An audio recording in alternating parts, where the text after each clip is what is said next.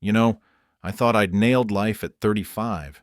Sold my outdoor gear shop for a cool 750 grand, snagged this cozy cabin on Silverwood Lake for 250K, ready to kick back, fish, and maybe scribble some memoir about hustling in retail. But man, was I wrong. The second those movers hauled my recliner up the drive, this whirlwind of a woman, let's call her Karen Wilcox, comes charging across the street like I just robbed her granny. Camera swinging from her neck, yelling, "What the hell do you think you're doing here? This isn't your place." And just like that, my dream retirement turned into a nightmare showdown with the queen bee of the HOA, who apparently had her own twisted history with my new digs. It started innocent enough, or so I thought. I'd wave, try to play nice, but Karen wasn't having it. She snaps photos of my truck, my boxes, even my damn welcome mat, declaring, "I've run this neighborhood for 15 years, and I know fraud when I see it. You're not fooling anyone." Turns out she'd lost that very cabin in a messy split 5 years back, had to sell to cover alimony after her ex ran off with his secretary, and now she was renting across the way, seething with resentment that some outsider like me, young, single, not from around here, dared to claim what she still saw as hers. Her fury wasn't just nosy neighbor stuff, it was personal, rooted in that divorce scar, mixed with her iron grip on the HOA, where she wielded rules like weapons to keep everyone in line, masking her own insecurities about not owning anymore. By day 2, violation notices flooded my mailbox. My fence was non-compliant, my porch light too bright, my grass an inch too wild, and she'd whisper campaigns to folks like my next-door guy, Tom Harlan, a retired mechanic who'd seen her bully the block for years. "She's obsessed," Tom confided over a beer on my deck. "Reported a vet for his flag being too patriotic, fined an old lady for her herb garden looking untidy. It's all about control, man, ever since she lost this place." The harassment ramped up quick. Karen lurking at dawn with binoculars, peeking in my windows, jotting notes like she was building a case file. I'd catch her measuring my driveway with a tape, muttering about encroachment. And when I confronted her, she'd flash that fake sweet smile. "Just enforcing standards, neighbor. You wouldn't want fines piling up, would you?" Inside, I was boiling, questioning everything. Why'd I buy here? Was this worth the peace I'd craved after years grinding in business? My girlfriend back in the city kept texting, "Sell it, Alex, it's not worth the stress." And yeah, my stomach knotted every night, sleep evading me as I replayed her accusations, feeling like an intruder in my own home. Then came the cop calls. Again, Officer Mike Reynolds shows up, sighs like he's done this dance before. "Ma'am, we've handled tenant squabbles from your address plenty. Now what's this about trespass?" That slip about tenants clued me in. Karen wasn't the homeowner she pretended, but a renter hiding it to maintain her HOA throne, afraid exposure would strip her power. She ramps it to social media, posting wild claims, suspicious newcomer running shady ops, deliveries at odd hours, calls from associates, protect our values. Comments poured in, some buying her BS, others roasting her paranoia, but it stung, turning neighbors wary. Kids yanked inside when I walked by. I fought back quiet at first. Cameras up, catching her trespassing, rifling my trash, even trying my car door once, her face twisted in that righteous glare.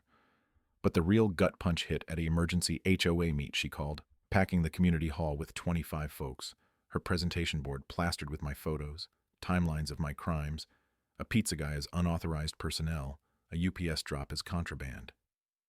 "This man's a threat," she boomed, pointing like I was public enemy one, "eroding our safety, our worth, vote to oust him."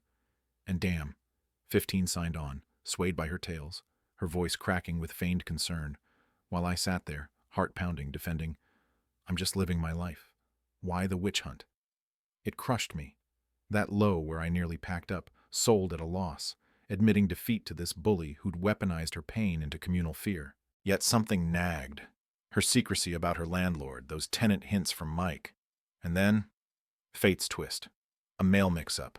Her rent check lands in my box, made to Evergreen Rentals LLC. My LLC. The one I'd set up 8 months back for a rental I'd never visited, passive income from some house across the street. Hands shaking, I pieced it. Karen Wilcox was Karen Ellis on the lease, using her maiden name, paying me $2,100 monthly for 7 months, totaling over 14 grand, unknowingly bankrolling the guy she despised. The irony hit like a freight train. She'd funded my cabin down payment while plotting my ruin, her control freakery blinding her to the coincidence. I called my lawyer, Sarah Klein, who confirmed, "Alex, she's your ideal tenant. Prompt payments, no gripes, until now." That flipped everything. No more victim. I scheduled a meet at her place. Mike there for backup. Property manager Jen with files. Walking over, crisp fall air biting, I felt empowered, ready to shatter her facade. She opens the door, smug in her blazer. "Where's the owner?" "I have complaints about this shady setup." I lock eyes, steady. "Karen, I am the owner. Evergreen's mine. You've rented from me 7 months." Silence explodes. Her face drains. "Impossible! You're lying! Forged it all!" But docs pile on. Bank stubs of her checks, lease with her SIG, tax records. Mike gentle but firm. "It's legit, ma'am." She unravels, screaming conspiracies, hurling her binder, papers flying like confetti in a storm. "You orchestrated this! Revenge for me guarding our home!" I serve the eviction, calm. 30 days for harassment, false reports. Your war ends here. She clutches it, voice breaking. "But I'm perfect." How can you? A mix of rage and defeat. Her empire crumbling as we stand there, the air thick with her denial. Word spread fast. Neighbors filmed her meltdown, clips viral overnight. HOA tyrant harasses neighbor. Discovers he's her landlord. Views hit millions. Memes of her face with captions like "funded her own eviction," digging up her past cruelties. The vet's flag fight from her political grudge. The baby's cries clashing her quiet life ideal, all fueling the fire. Media swarmed, podcasts dissected, and yeah, it was satisfying watching karma bite. Her rep trashed as the ultimate self-saboteur. She settled, paid me $10K for the hassle. Restraining order. Moved 50 miles out. Now clerking retail. Low-key, her fame a shadow. Silverwood bloomed without her. Tom took HOA reins, values up 12%. New folks drawn by our drama with justice vibe. I threw a lakeside BBQ. 50 showed, laughter echoing where tension once ruled. Rented her spot to a sweet couple with pups. The chaos she'd hate now joy. But here's the linger. Was evicting her justice or overkill? She was broken from that divorce, lashing out from loss. Did exposure heal or just humiliate? Makes you wonder about lines between payback and mercy in tight-knit spots. What do you think? Fair play or too harsh? Drop your take below. Share a neighbor nightmare. Let's chat community clashes. Hit like if karma's your jam. Subscribe for more real-life twists. I'm Alex, signing off from Silverwood, where life's full of surprises.